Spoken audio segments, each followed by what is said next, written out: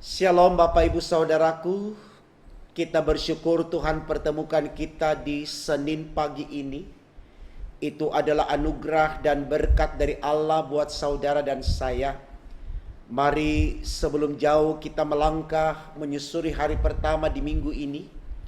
Kita kembali bawa kesediaan kita untuk menerima firman-Nya.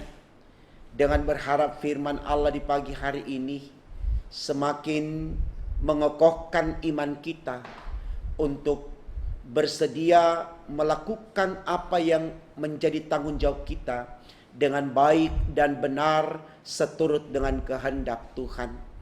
Oleh karena itu saudaraku, mari kita awali dengan doa supaya di dalamnya kita dipimpin oleh Roh Kudus.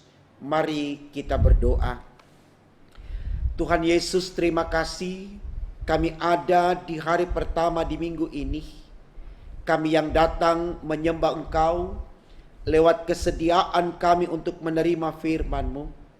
Berkati kami Tuhan, agar dengan berkat-Mu firman Allah di pagi ini semakin mendewasakan kami untuk menjadi orang-orang yang beriman, berhikmat, berakal budi demi untuk kemuliaan nama Tuhan. Untuk apa yang kami minta ini Tuhan Yesus, berfirmanlah untuk kami, karena kami sedia mendengarkannya. Amin.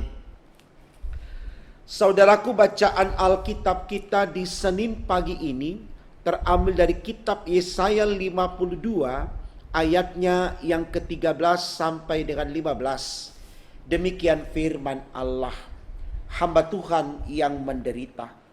Sesungguhnya hambaku akan berhasil, ia akan ditinggikan, disanjung dan dimuliakan. Seperti banyak orang akan tertegun melihat dia. Begitu buruk rupanya, bukan seperti manusia lagi, dan tampaknya bukan seperti anak manusia lagi. Demikianlah ia akan membuat tercengang banyak bangsa. Raja-raja akan mengatupkan mulutnya melihat dia. Sebab apa yang tidak diceritakan kepada mereka akan mereka lihat, dan apa yang tidak mereka dengar akan mereka pahami. Saudaraku, tema renungan kita di pagi ini dituliskan demikian dalam Sabda Bina Umat, yaitu pemimpin yang sejati. Saudaraku, kalau kita berbicara dalam konteks dunia sekuler, entah itu di sebuah perusahaan atau usaha yang dikelola oleh kelompok orang, maka tentu di sana ada yang disebut sebagai owner atau pemilik dari bidang usaha tersebut, ya. Bisa juga dikatakan dia yang memimpin perusahaan tersebut. Dalam konteks ini saudaraku, seringkali sosok pemimpin itu dibahasakan demikian, sebagai bos, ya, sebagai bos dalam pengertian dia memiliki kewenangan penuh untuk menentukan, katakan, nasib dari orang-orang yang bekerja dengan dia atau orang-orang yang bekerja di perusahaan miliknya. Nah, saudaraku, kata bos di sini seringkali dipahami sebagai sosok yang semena-mena, ya, berkuasa, otoriter, mau menang sendiri, ya. Sehingga dalam pengertian yang disebutkan tadi, yang dilekatkan kepada kata bos itu tadi, benar kenyataannya bahwa tidak sedikit kemudian para pemimpin dalam sebuah perusahaan itu cenderung melakukan tugas tanggung jawabnya atas kemauannya sendiri. Artinya dia tidak peduli dengan keberadaan orang, ya. Dia tidak punya bela rasa, dia tidak punya kepedulian yang bisa dikatakan bisa memahami keadaan orang lain. Ya. Yang penting baginya adalah kepuasan batinnya, terpenuhi seluruh keinginannya. Ya, kita ambil contoh saja, misalkan seorang pekerja yang mungkin dalam kondisi sakit, ya, lalu meminta untuk mendapatkan dispensasi atau keringanan, artinya diliburkan karena sakit dan seterusnya. Tidak jarang kemudian para bos itu tadi, pemimpin atau owner itu tadi, ya, tidak memberikan izin karena dengan alasan mengejar target supaya perusahaan ini tidak bangkrut, tidak merugi dan seterusnya.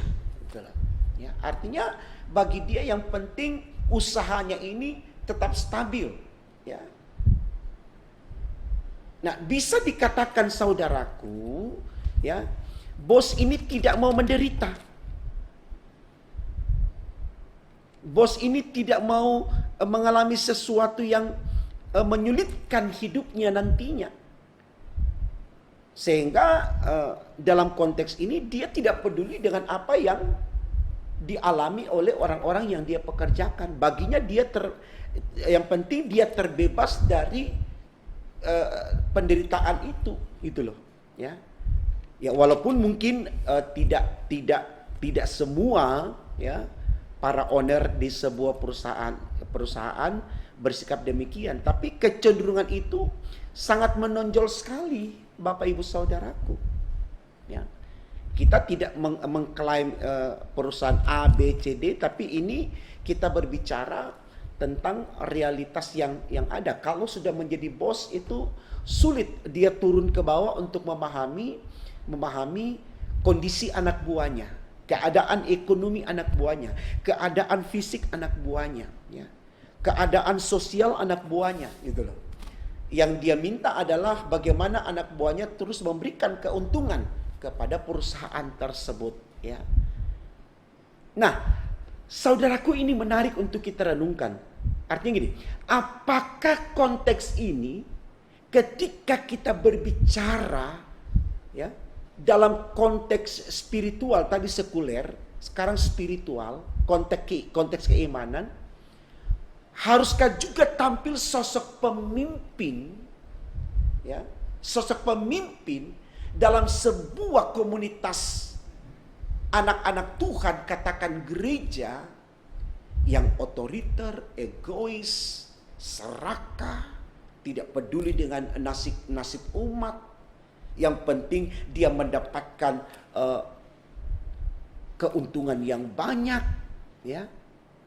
Persoalan jemaatnya itu terlayani atau tidak emang gue pikirin. Ya. Ini harus menjadi perenungan bagi kita, saudaraku.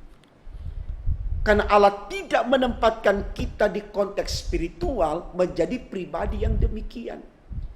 Tetapi bagaimana ketika kita sudah dipercayakan untuk melayani, katakan menjadi pemimpin dalam sebuah persekutuan, kita tidak lagi berbicara tentang kepentingan kita. Kita betul-betul meleburkan diri kita,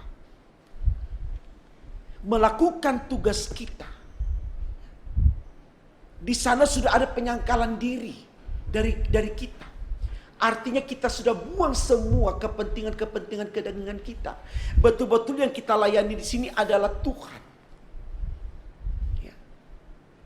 Kadangkala ini egois, kadangkala ini tidak adil, Bapak Ibu Saudaraku.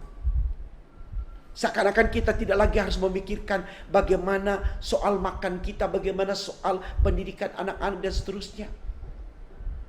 Tapi inilah yang mau dimaksudkan di dalam tema kita, yaitu pemimpin yang sejati. Artinya gini, ketika dia percayakan sepenuhnya hidupnya melayani Tuhan, maka Tuhan tidak akan memberikan sesuatu yang mendukakan dia. Artinya dia tidak akan bergumul untuk hal apapun yang akan dia butuhkan.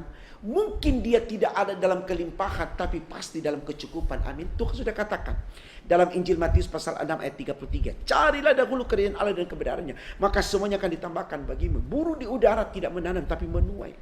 Manusia tidak hanya makan dari roti saja, tapi dari kasih karunia Allah. Ini yang kalau saya boleh bilang saudaraku tidak dimiliki oleh banyak pemimpin-pemimpin gereja. Ketakutan lapar, ketakutan ini, ketakutan itu dan seterusnya. Sehingga ketika dia harus melayani, dia melihat dulu ada enggak sesuatu yang bisa didapatkan dalam pelayanan itu. Kalau tidak, dia tinggalkan pelayanan itu. Dengan istilah kata pilih-pilih pelayanan. Kalau mendatangkan keuntungan dia layani. Kalau tidak mendapatkan apa-apa di pelayanan itu dia tinggalkan. Ini bukan pemimpin yang sejati yang disampaikan di tema khotbah kita. Dan ini bertentangan dengan judul bacaan kita dalam Alkitab, Yesaya pasal 52 ayatnya yang ke-13, judulnya di sana hamba Tuhan yang menderita. Artinya di sini saudaraku, bagaimana kita sebagai hamba Tuhan siap meleburkan diri dalam situasi menguntungkan atau tidak. Kita tidak punya kuasa untuk memilih-milih mana yang kita mau layani dan mana yang tidak. Karena dia kaya kita ada di situ, karena dia miskin kita tidak ada di situ. Tidak demikian saudaraku. Karena dia keluargaku, dia kelompokku, dan ini bukan, maka aku pilih yang ini. Tidak saudaraku, kita tidak boleh ada di antara satu kelompok. Kita tidak boleh memihak satu dengan yang lain. Siapapun yang membutuhkan pelayanan,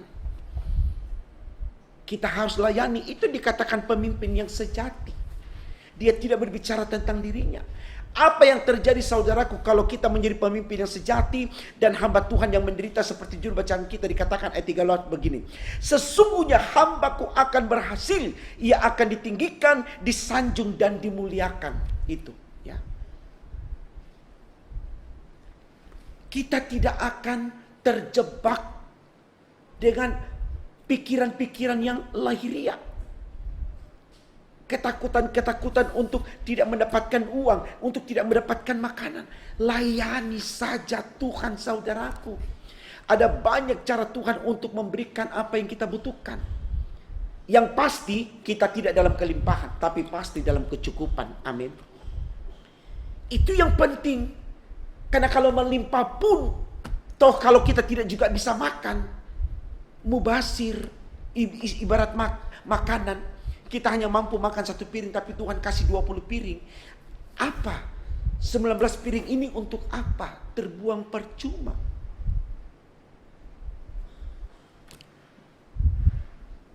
Mari saudaraku, kita berpikir ya,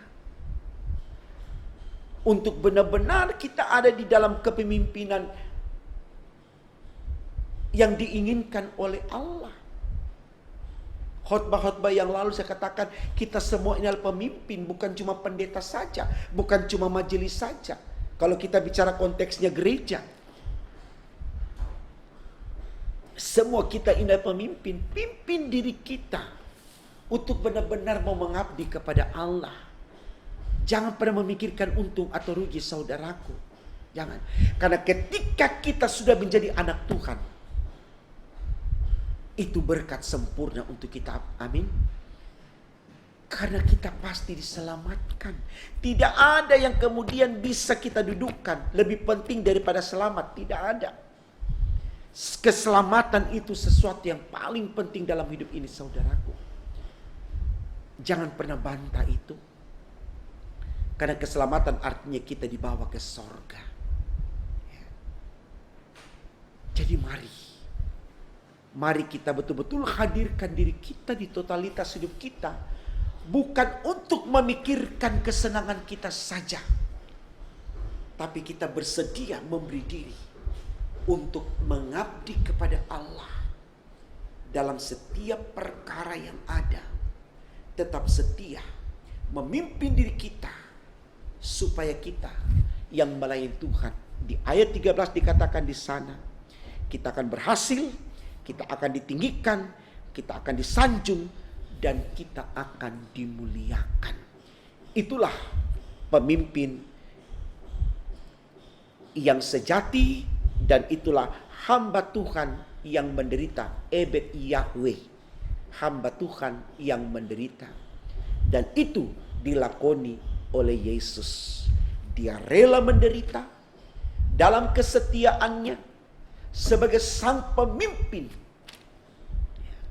Dan pada akhirnya, betul kata ayat 13, dia dimenangkan, dia disanjung, dan dia dipermuliakan.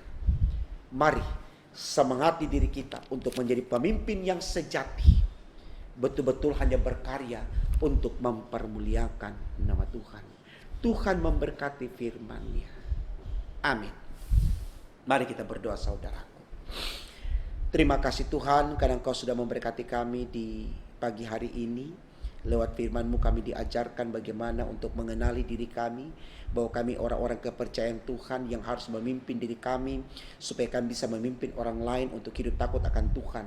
Dan ketika semua kami hidup takut akan Engkau Tuhan, maka itulah sorga bagi kami. Karena Tuhan selalu sayang kepada orang-orang yang takut akan Tuhan, orang-orang yang bersedia melakukan pelayanan-Mu untuk hal apapun, tidak memilih-milih dan tidak mencari keuntungan di dalamnya. Karena kami sendiri sudah mendapatkan upah yang lebih sempurna daripada itu, yaitu pengampunan dosa, keselamatan yang kekal. Karena itu Tuhan, biarkan kami menjadi pemimpin yang sejati di dalam kehendak Tuhan, dengan bersedia menderita untuk hal apapun, karena kami tahu upahnya adalah sorga. Di dalam nama Tuhan Yesus kami sudah berdoa dan mengucap syukur kepada Bapa di sorga. Haleluya, puji Tuhan. Amin.